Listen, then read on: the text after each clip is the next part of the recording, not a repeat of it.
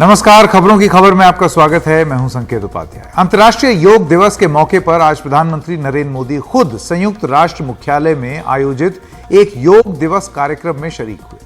संयुक्त राष्ट्र महासभा ने 11 सितंबर 2014 को सर्वसम्मति से एक प्रस्ताव पास किया था कि 21 जून को अंतर्राष्ट्रीय योग दिवस घोषित किया जाए। इस तरह यह 9वां अंतर्राष्ट्रीय योग दिवस है, जिसके दौरान खुद प्रधानमंत्री नरेंद्र मोदी ने संयुक्त राष्ट्र मुख्यालय पर आयोजित कार्यक्रम में हिस्सा लिया और खुद भी योगा किया। इस दौरान 135 देशों के सैकड़ों लोगों ने प्रधानमंत्री के साथ योग किया। यह अभी कुछ देर पहले ही खत्म हुआ है। इस कार्यक्रम को Guinness book of world records में शामिल किया गया है, क्योंकि पहली बार इतने देशों के लोगों ने एक साथ इतनी तादाद में एक ही जगह पर योग किया। इस कार्यक्रम में कई जानी मानी हस्तियां भी मौजूद रहीं, जिनमें हॉलीवुड के एक्टर रिचर्ड गेयर, न्यूयॉर्क के मेयर एरिक एडम्स, संगीत जगत की नामी हस्तियां रिकी कैज और फाल्गुनी शाह, कहानीकार जय शेट्टी, जाने माने शेफ विकास खन्ना, ये सब भी शामिल थे। प्रधानमंत्री मोदी ने इस दौरान कहा कि स्वास्थ्य को बेहतर बनाने के लिए हम सभी योग को अपनी जिंदगी का हिस्सा बनाएं। Almost every nationality is represented here today, and what an amazing cause to bring us all together. Yoga means to unite. So your coming together is an expression of another form of yoga. I remember about 9 years ago,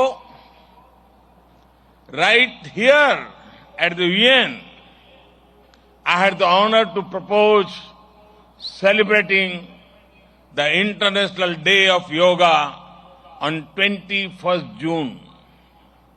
It was wonderful to see the entire world come together to support the idea back then. अंतर्राष्ट्रीय योग दिवस के मौके पर संयुक्त राष्ट्र के महासचिव एंटोनियो गुटेरेस ने भी कहा है कि एक बंटी हुई दुनिया में योग दुनिया भर के लोगों को एक करता है और उनके लिए शक्ति, शांति, समरसता और का स्रोत है, का एक सोर्स है। योग दिवस के दिन एकता की इस भावना को स्वीकार करें और सभी के लिए एक बेहतर और समरसता से भरी दुनिया बनाने का संकल्प लें। दुनिया में योग की जिस तेजी से लोकप्रियता बढ़ी है और गहरी हुई है, उसे भारत की सॉफ्ट पावर के तौर पर भी देखा जा रहा है। भारत के लिए ये राजनयिक रिश्तों को मजबूत करने का एक बेहतर जरिया भी बना है, जिसे योगा डिप्लोमेसी भी कहा गया है, ये संज्ञा दी गई है।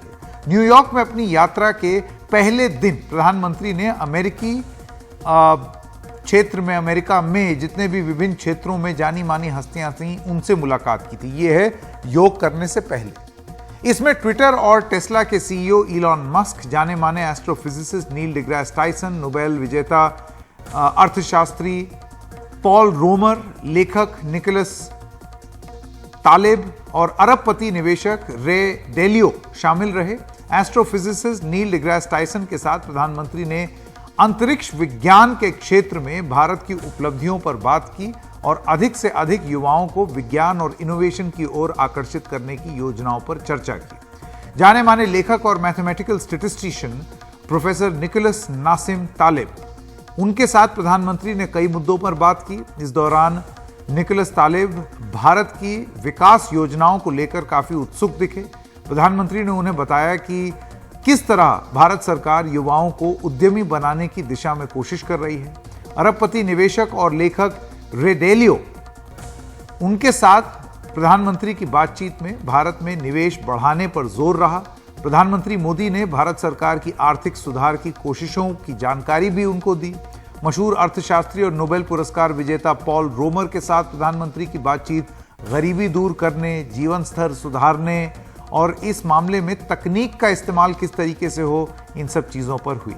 अमेरिका के बौद्ध लेखक और विचारक बॉब थर्मन के साथ भी प्रधानमंत्री ने अलग से बातचीत की और इस मुलाकात को शानदार बताया। प्रधानमंत्री ने बौद्ध धर्म से जुड़ी रिसर्च के प्रति उनके लगाव की तारीफ की और भारत में बौद्ध विरासत का जिक्र किया है। ये सारी बातों पर भी बात की। लेकिन प्रधानमंत्री मोदी की मुलाकात के साथ जो जितनी भी मुलाकातें हुई हैं जिसके बारे में हमने जिक्र किया है, उसमें सबसे ज्यादा चर्चा जो भारत में हो रही है वो है टेस्ला के संस्थापक, और अब तो उन्होंने ट्विटर भी खरीद लिया है, इलॉन मस्क। इलॉन मस्क इस मुलाकात को शानदार बता रहे थे।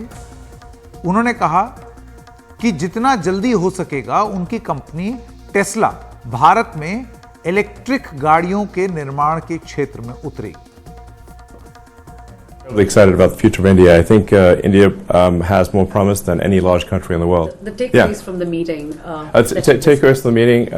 He really cares about India because he's pushing us to make significant investments in India, which it is something that we intend to do, and we're just trying to figure out the right timing. In a nutshell, it was a fantastic meeting with the Prime Minister, and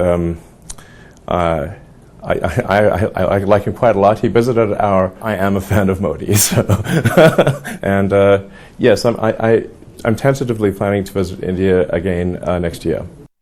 प्रधानमंत्री के साथ मुलाकात के बाद Musk ने सतत ऊर्जा के क्षेत्र में भारत की पहल की तारीफ की है और कहा है कि सौर ऊर्जा, स्टेशनरी बैटरी पैक्स और इलेक्ट्रिक गाड़ियों का भारत में बड़ा भविष्य है। वैसे टेस्ला के साथ बात काफी समय तक चल रही है, लेकिन पिछले साल हाई इंपोर्ट टैक्स स्ट्रक्चर के मुद्दे पर टेस्ला ने भारत में अपनी योजनाओं को ठंडे बस्ते में डाल दिया था।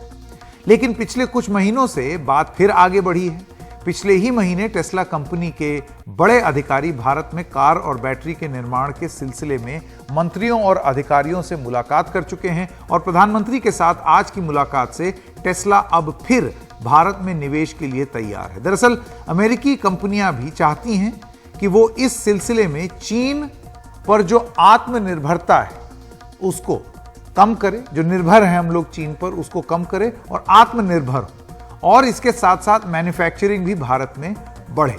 तो टेस्ला का भारत आना क्यों अहम है, ये बता रही हैं हमारी सहयोगी साक्षी बजाज। टेस्ला अब इंडिया में जल्दी आ रहा है। प्रधानमंत्री नरेंद्र मोदी और एलॉन मस्क की मीटिंग के बाद ये बात अब एकदम स्पॉटलाइट में आ गई है।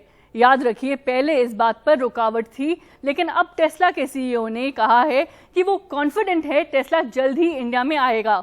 तो ये जो है आज की बिग डेवलपमेंट है, लेकिन ये टेस्ला और इंडिया के लिए ज़रूरी क्यों है? इंडिया के लिए ये ईवी मार्केट और ऑटो एंसिलरीज के लिए बहुत अच्छा है, और इंडिया के सस्टेनेबिलिटी गोल्स के लिए भी ये ज़रूरी है। टेस्ला के लिए ये इसका मतलब ये है कि उनकी सप्लाई चेन्स जो हैं अब चाइना के अलावा और भी बढ़ सकती हैं। तो पहले इस बात पर रुकावट क्यों थी? टेस्ला ने और भी इंसेंटिव मांगे थे इंडिया से, और इंडिया ने कहा था कि टेस्ला को और भी पार्ट्स या फिर कंटेंट जो है वो लोकली प्रोड्यूस करना चाहिए। अब इसकी डिटेल्स का तो इंतज़ार है कि अब जो बात हुई है उसमें क्या बातचीत हुई है, लेकिन आज के लिए जो है ये जो मुलाकात है और ये जो अनाउंसमेंट है वो काफ़ी महत्वपूर्ण है। इन्हीं सब मुद्दों पर कुछ देर पहले हमने बात की केंद्र सरकार में इलेक्ट्रॉनिक्स और इंफॉर्मेशन टेक्नोलॉजी के मंत्री राजीव चंद्रशेखर से। आइए सुनते हैं उन्होंने क्या कहा। ट्विटर के जो नए मालिक हैं इलॉन मस्क, वो भी प्रधानमंत्री से मिले।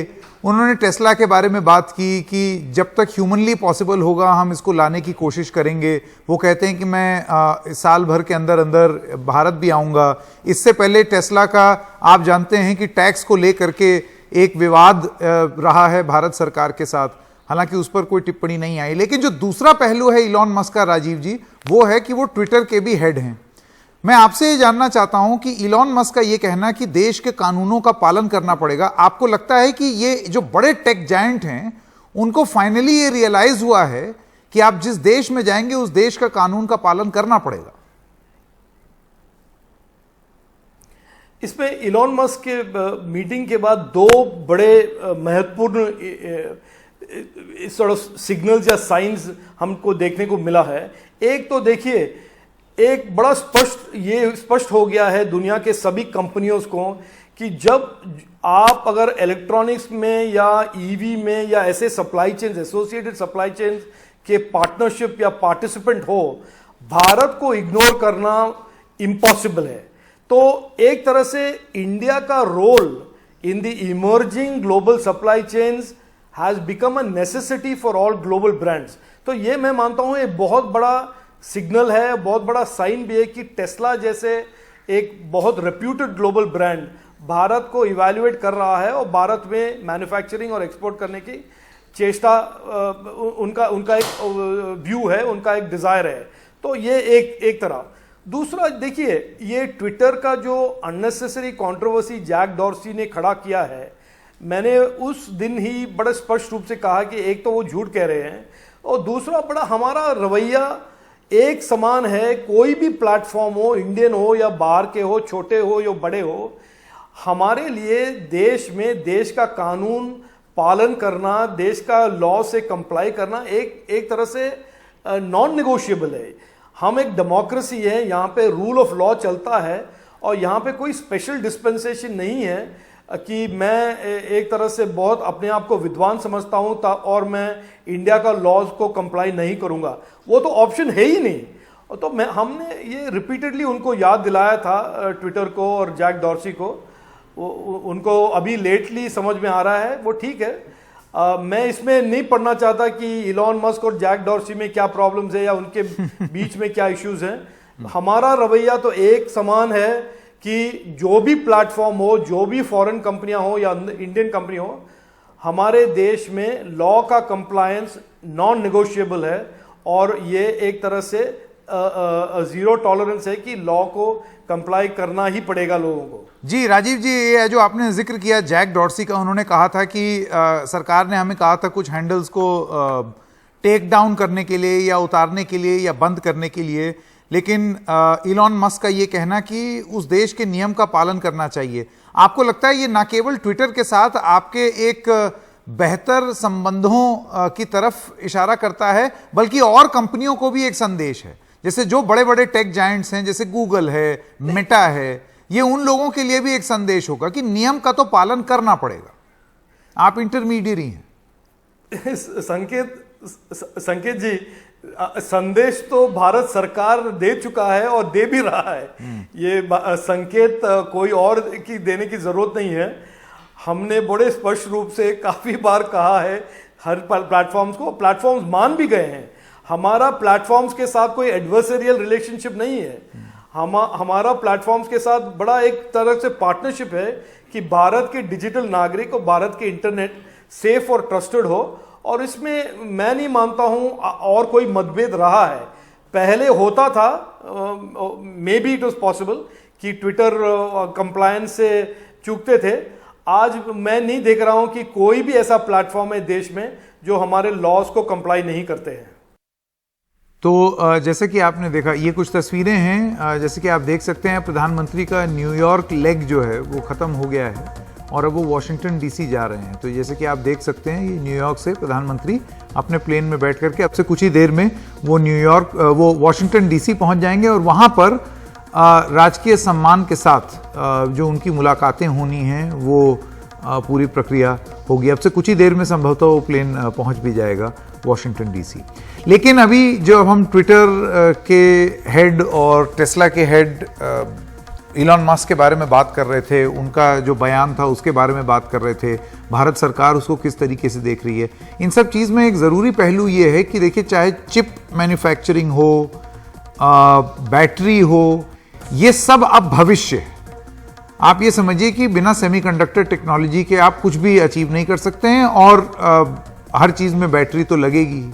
ये सारा चीज़ जो है ये अब भविष्य है। आप कोई भी चीज़ बनाएंगे उसमें ये सारी चीज़ें लगेंगी। एक सनशाइन सेक्टर की तरह भारत और यूएस का इसमें अगर मिलन हो जाए तो वो किस तरीके की एक सप्लाई सिस्टम खड़ी कर सकता है और क्या वो चीन को टक्कर दे सकता है? क्या इसी चीज को लेकर के प्रयास हो रहा है? मैं स्वागत करना चाहता हूं हमारे मेहमानों का। हमारे साथ हैं डॉक्टर शैलेश उप्रेती, आप सीईओ हैं C4V कंपनी के। शैलेश जी, इससे पहले कि मैं आपके पास आऊं, मैं अवनी मिश्रा जी का भी स्वागत करना चाहता हूं। लॉयर हैं, लीड एडवाइजर हैं, strategy, company secretary, compliance calendar. आपका बहुत बहुत स्वागत एनडीटीवी में। उप्रेती जी, सबसे पहले मैं आपसे सवाल पूछना चाहता हूं। आप खुद इसी फील्ड से हैं, ऐसे में आप बेहतर बता सकते हैं कि इलॉन मस्क की कंपनी टेस्ला का भारत में निर्माण के क्षेत्र में उतरना ये कितना अहम कदम साबित होगा और भारत को ऐसी और कंपनियों को आकर्षित करने के लिए क्या इस तरीके की नीतियां और ज्यादा बनानी चाहिए और क्या ये कैसे बनाई जाए कि हमारे हित सुरक्षित रहें? जी संकेत जी, सबसे पहले तो आपका बहुत बहुत धन्यवाद मुझे आमंत्रित करने के लिए। और टेस्ला का जो अभी इंटरेस्ट आया है इंडिया के लिए, पिछले 2-3 सालों से हम सुन रहे थे, उनके काफी एफर्ट्स चल रहे थे ग्राउंड में। आई थिंक इलेक्ट्रिक कार को लेकर के ये काफी महत्वपूर्ण कदम माना जा सकता है। इंडिया में ऑलरेडी न्यू गवर्नमेंट ने काफी सारी स्कीम्स, आप चाहे फेम 1, फेम 2, PLI देख लीजिए, ये उसी के तहत एक एक्सटेंशन है जिसमें जो पूरी सप्लाई चेन आपकी रॉ मटेरियल की है, इलेक्ट्रिक कार के लिए आपके बाकी के कंपोनेंट्स लगते हैं, जैसे आपने खुद अभी जिक्र किया चिपसेट्स का, उन सभी को लेकर के मैं कहूँगा कि बहुत महत्वपूर्ण ये स्टेप लिया है गवर्नमेंट ने और टेस्ला ने। और इंडिया की मार्केट अभी काफ़ी इवॉल्व हो गई है पिछले 2-3 साल में। आप इलेक्ट्रिक स्कूटर से लेकर के पूरे सारे electric drive train and buses and trucks में काफ़ी ज़्यादा इन्वेस्टमेंट हो रही है। हमारे डोमेस्टिक प्लेयर्स, वेदर ये आपके महिंद्रा, टाटा, अशोक लेलैंड, सभी ने काफ़ी इसमें अपनी भागीदारी स्टार्ट कर दी है। तो मुझे लगता है ये काफ़ी महत्वपूर्ण रहेगा पूरे भारत के लिए। और US इंडिया का जो रिलेशनशिप है इसके थ्रू काफ़ी आगे स्ट्रॉन्ग भी बनेगा, क्योंकि टेस्ला जो है पूरे ग्लोबल फ्रंट पे इसको देख रही है, मार्केट की तरह से भी और सप्लाई चेन एस्टेब्लिशमेंट की तरह से भी। तो मुझे लगता है टेक्निकली और बिजनेस वाइज ये बहुत महत्वपूर्ण हमारे देश के लिए इसमें भूमिका रहेगी। जी, मैं अभी वापस आता हूं शैलेश जी आपके पास एक और अहम सवाल पूछने के लिए, लेकिन अवनी जी बिजनेस इंपैक्ट को अगर देखें तो उसके लिहाज से ये जो दौरा है ये कितना ज़रूरी है, आप क्या मानती हैं? जी, मुझे लगता है कि अगर हम बिजनेस की बात करें तो US और इंडिया की रिलेशनशिप अगर हम लास्ट सेंचुरी और इनफैक्ट हम विगत कुछ वर्षों से भी अगर इसकी तुलना करें तो हम ये पाते हैं कि US की फॉरेन पॉलिसी और बिजनेस आउटलुक में काफ़ी परिवर्तन आया है। अगर आपको 80s की बात याद हो तो जब हम क्रायोजेनिक इंजन इंपोर्ट करना चाहते थे अपने रॉकेट प्रोग्राम के लिए रशिया से, तब US ने हमारे ऊपर काफ़ी सारे सैंक्शंस लगाए थे। 1998 में पोखरण के न्यूक्लियर टेस्ट के बाद US ने हम पर सैंक्शंस लगाए थे। और आपको ये भी याद होगा कि राष्ट्रपति ट्रंप के कार्यकाल के अंदर जब इंडिया और US में एक बहुत बड़ी ट्रेड वॉर छिड़ गई थी और हमसे जनरलाइज सिस्टम ऑफ प्रेफरेंसेस जो एक GSP स्टेटस होता है जिससे इंडियन एक्सपोर्ट्स को US में ड्यूटी फ्री स्टेटस मिलता है, इस स्टेटस को हमसे विड्रॉ कर दिया गया था। तो अगर हम उस कार्यकाल से आज की इस दौर की बात करें तो हम काफ़ी सारे इकोनॉमिक पार्टनरशिप्स US के साथ एंगेज्ड हैं, जैसे कि I2U2 जिसमें इंडिया US के साथ इजराइल और UAE पार्ट हैं, जिसके अंडर हम food security, trade, climate change, security, इन सभी में प्राइवेट कैपिटल को लाने की कोशिश कर रहे हैं। और इन सब का मुझे लगता है कि इंडिया के स्टार्टअप्स पे बहुत ही एक पॉजिटिव इम्पैक्ट होगा। स्पेशली हम देख रहे हैं कि बोइंग की एक रिसेंटली डील आई है एयर इंडिया के साथ। इसी साल लॉकहीड मार्टिन हैदराबाद में टाटा के साथ फाइटर जेट्स का प्रोडक्शन स्टार्ट करने वाले हैं। तो इन सभी चीज़ों के साथ एक इंडो पैसिफिक का, चाइना का एक वर्चस्व को कम करने का इम्पैक्ट तो है ही है। इसके साथ ही साथ इंडिया के स्टार्टअप्स और downstream industries, government PSUs, defence manufacturing, space agencies, in fact NASA और इसरो एक सिंथेटिक एपर्चर रडार पे काम कर रहे हैं, जिसके साथ अर्थ इमेजिंग और सैटेलाइट की जो सूक्ष्मता है उसमें काफ़ी बढ़ोतरी आएगी। तो इन सब डेवलपमेंट्स को अगर हम एक कंबाइंड तरीके से देखें तो हम इस रिलेशनशिप की ब्यूटी को अप्रिशिएट कर पाएंगे और इसका ना कि सिक्योरिटी बट ऑल्सो इसका बिजनेस सेक्टर पे जो पॉजिटिव इम्पैक्ट है और एम्प्लॉयमेंट पे जो इम्पैक्ट होगा उन सभी को हम काफ़ी फेवरेबली व्यू कर सकते हैं। जी बिल्कुल। शैलेश जी, मैं आपके पास वापस आना चाहता हूं। आप उद्योगपति तो हैं ही, साथ में वैज्ञानिक भी हैं। आपने लिथियम आयन बैटरी के क्षेत्र में रिसर्च, शोध की है।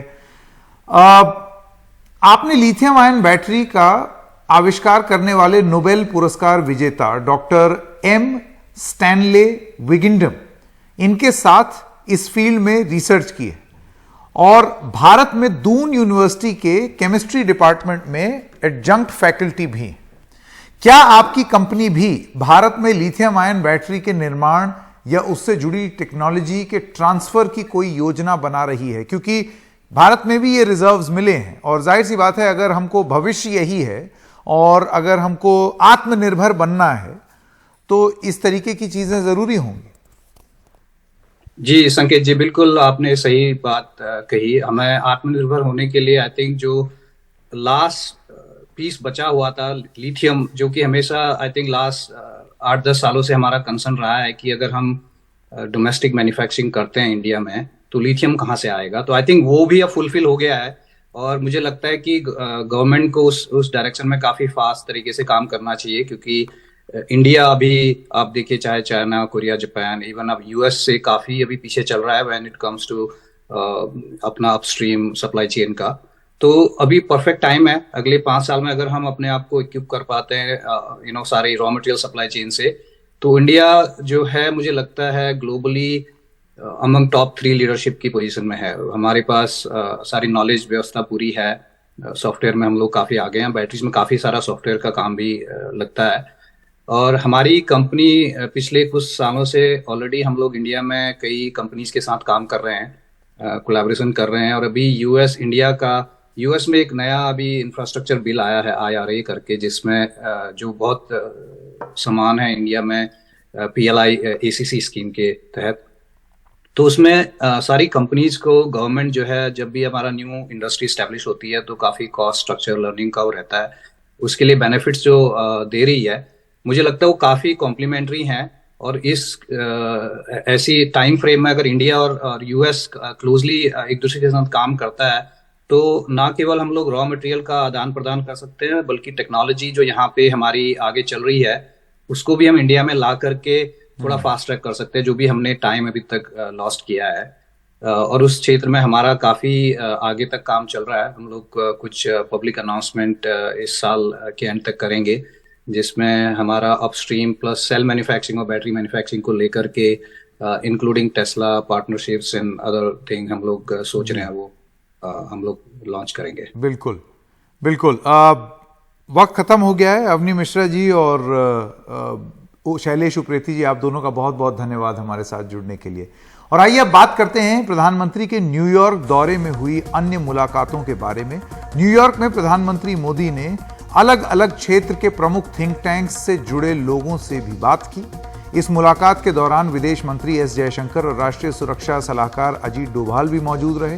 प्रधानमंत्री ने इन हस्तियों के साथ नीति बनाने से जुड़े अलग अलग पहलुओं पर और दुनिया में नए उभरते बदलावों पर चर्चा की है। चर्चा के दौरान भारत में हो रहे सकारात्मक बदलावों पर जोर दिया गया है और यह बताया गया है कि कैसे भारत के युवा इन बदलावों में बड़ी भूमिका निभा रहे हैं। प्रधानमंत्री से मुलाकात के लिए आने वाली हस्तियों में अमेरिका के कई जाने माने हेल्थ केयर एक्सपर्ट्स भी शामिल रहे। इस दौरान भारत में स्वास्थ्य के क्षेत्र को और मजबूत बनाने की कोशिश हुई और उस पर बात भी हुई और इस क्षेत्र में आधुनिकतम तकनीक के इस्तेमाल पर जोर दिया गया। प्रधानमंत्री के टीबी के उन्मूलन की दिशा में भारत की कोशिशों का भी जिक्र किया गया है। प्रधानमंत्री ने इसके साथ ही न्यूयॉर्क में एकेडमिक क्षेत्र के कई जानी मानी हस्तियों से भी और उनके प्रतिनिधि मंडल से भी मुलाकात की।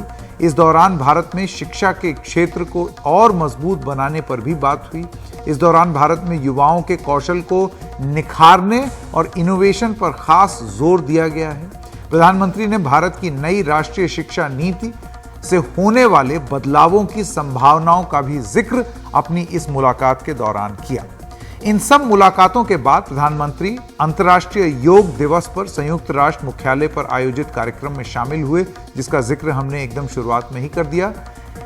लेकिन चीन ने, और ये एक और पहलू है और ये आज ही हुआ है और जब दौरा चल रहा है तब, चीन ने आतंकवाद पर लगाम लगाने की एक बड़ी कोशिश में अड़ंगा लगा दिया है। 26/11 के मुंबई आतंकवादी हमलों के एक मास्टरमाइंड साजिद मीर को अंतर्राष्ट्रीय आतंकवादी घोषित करने के अमेरिका और भारत के प्रस्ताव को संयुक्त राष्ट्र सुरक्षा परिषद में चीन ने अपने वीटो के अधिकार से रोक दिया। वीटो का मतलब अगर सारे लोग एक तरफ और एक भी अगर प्लेयर कहे या एक भी अगर वोट डालने वाला देश कहे कि नहीं, तो फिर वो रुक जाता है। इसको वीटो कहते हैं। तो वो वीटो पावर इस्तेमाल कर लिया। अब जाहिर सी बात है, चीन ने ये करके किसको लाभ पहुंचाया? पाकिस्तान को। तो ये पाकिस्तान और चीन का ये जो गठजोड़ है, ये जो नेक्सस है, ये संयुक्त राष्ट्र में देखने को मिला। संयुक्त राष्ट्र में भारत के स्थायी मिशन में संयुक्त सचिव प्रकाश गुप्ता ने कहा है कि आतंकवाद से निपटने में दोहरे रवैये से बचना होगा। But when the proposal for listing him did not go through the Security Council sanctions regime, we had strong reasons to believe that something was genuinely wrong in the global sanctions regime, as manifested in the Security Council. If we cannot get established terrorists who have been proscribed across global landscapes listed under the Security Council architecture for pure geopolitical interests, then we really do not have the genuine political will needed to sincerely fight this challenge of terrorism.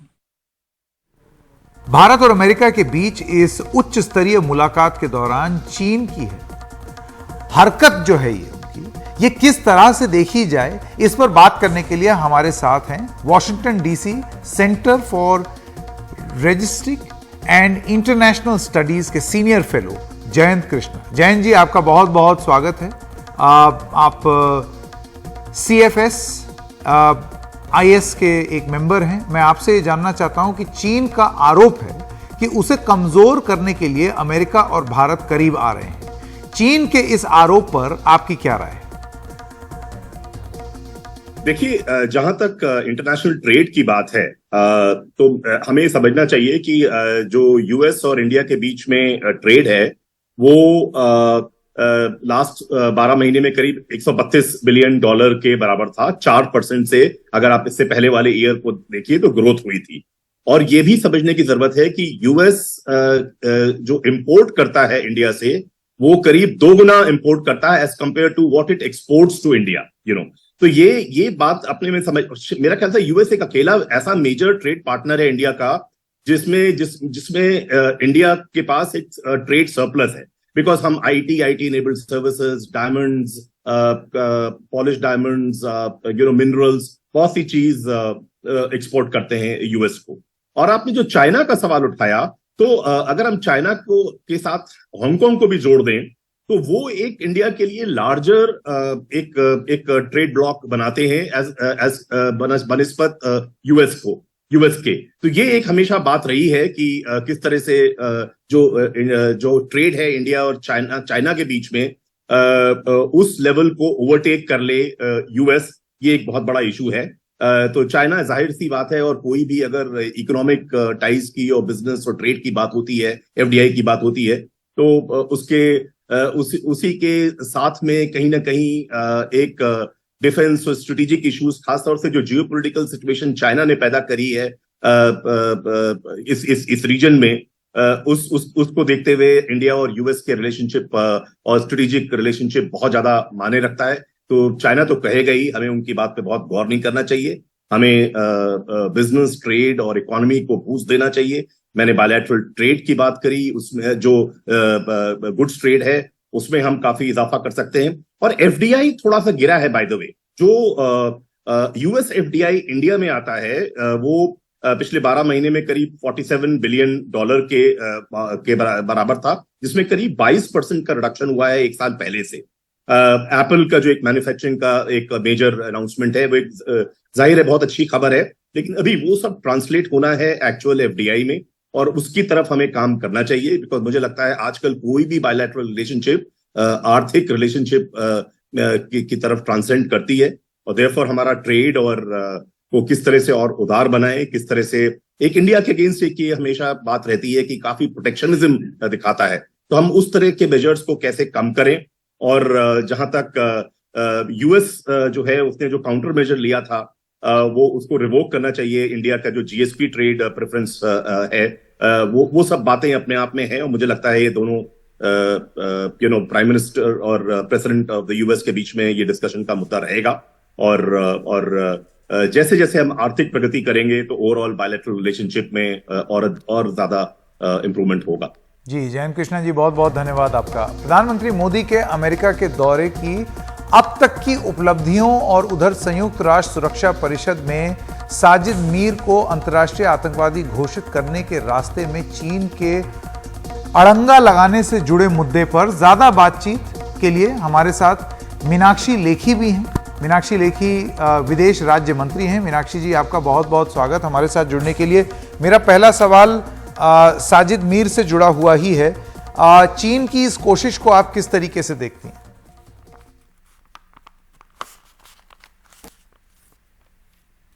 देखिए, दो पक्ष हैं। पहला तो है कि इन दोनों का गठबंधन टूटना चाहिए, वो बाकी लोगों की भी बेहतरी होगी। दूसरा है कि जहां हम गठबंधन तोड़ नहीं पाए वहां पे इनको एक्सपोज करना चाहिए, और उसमें मुझे लगता है कि हम तो क्या ही एक्सपोज करेंगे, ये खुद को एक्सपोज कर रहे हैं। दुनिया इनकी हरकतें देख रही है और दुनिया समझ रही है कि एक देश जो आतंकवादी घटनाओं में शामिल है, दूसरा जो उसको किसी ना किसी तरीके से मदद पहुंचाने का काम कर रहा है। दोनों का जो हैंडशेक है वो सबको दिखाई दे रहा है, और वो भी ऐसे समय पर जब पैंडेमिक होके चुका है, पूरे दुनिया की इकोनॉमी अर्थव्यवस्था जो है वो तहस नहस हुई है, और साथ में पैंडेमिक की मार ने सबको मारा है।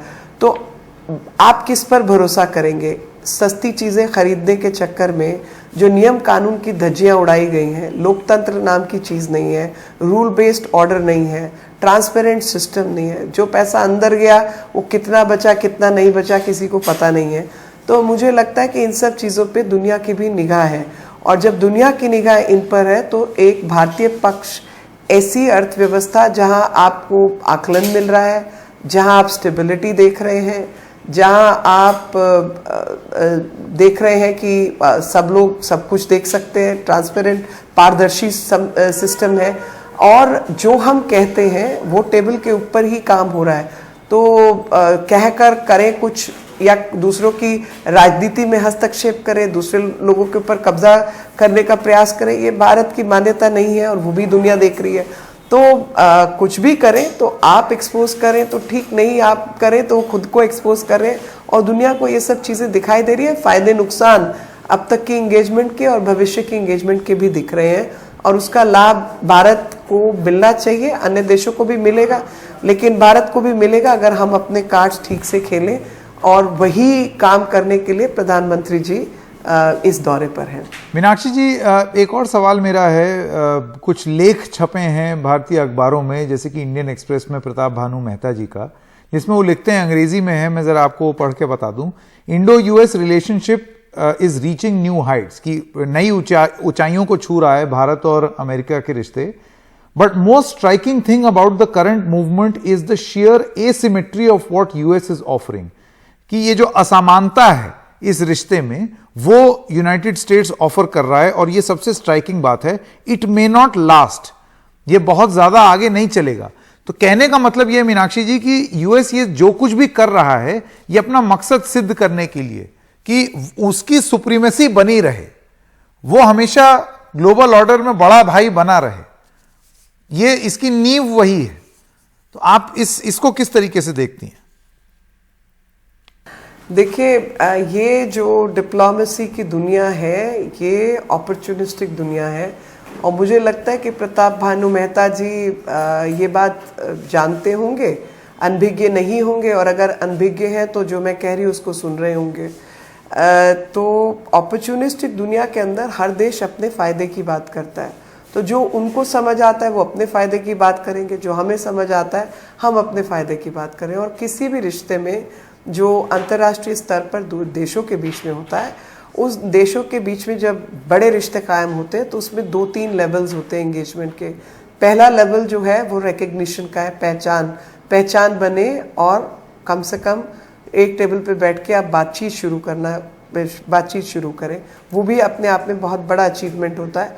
तो पहचान, चाहे वो एलन मस्क को सुन लीजिए, चाहे टाइसन को सुन लीजिए, चाहे अन्य लोग जो प्रधानमंत्री से मिले हैं और उनकी क्या क्या भावनाएं, उन्होंने क्या क्या विचार व्यक्त किए, वो आपने देखा और वो वहाँ की समाज में बहुत महत्वपूर्ण भूमिका रखते हैं। सरकार के अलावा वहाँ पर कोऑपरेट सेक्टर का एक बहुत बड़ा रोल होता है। दूसरी चीज़ योगा दिवस, तो इतने सारे देश भारत की परंपराओं का सम्मान करते हुए प्रधानमंत्री जी के साथ खड़े हुए दिखे और जब ये रेजोल्यूशन आया तो 172 देशों ने इसको साइन किया।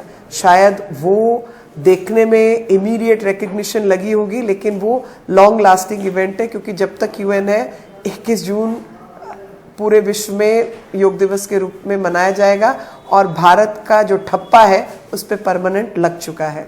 तो आप सोचेंगे भाई योग हो गया तो क्या हुआ? योग के साथ ही आयुर्वेद, ऑल्टरनेट मेडिसिन सिस्टम्स, इनको भी पहचान मिली है।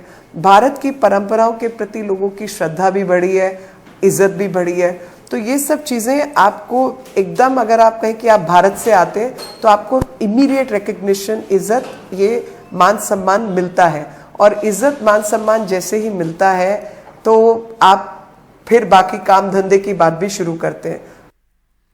मीनाक्षी लेखी जी, आपका बहुत बहुत धन्यवाद हमारे साथ जुड़ने के लिए। एक छोटे से ब्रेक के लिए रुक रहे हैं। ब्रेक के बाद जब आएंगे तो आपको बताएंगे ये तो हो गया न्यूयॉर्क का अब तक का दौरा, लेकिन अब प्रधानमंत्री वॉशिंगटन डीसी जा रहे हैं। अब से थोड़ी देर पहले आपने वो तस्वीरें देखी थी, वो प्लेन में चढ़ गए, तो वो प्लेन अभी उतरेगा, वॉशिंगटन डीसी में उतरेगा, वहां पर भी बहुत सारी मीटिंग्स हैं और उसके बाद जो बाइडेन से उनकी मुलाकात। तो इसमें क्या क्या कार्यक्रम हैं और इन कार्यक्रमों से कितनी उम्मीदें हैं और क्या उम्मीदें हैं, उन सब पर बात करेंगे हमारी सहयोगी महा सिद्दीकी से।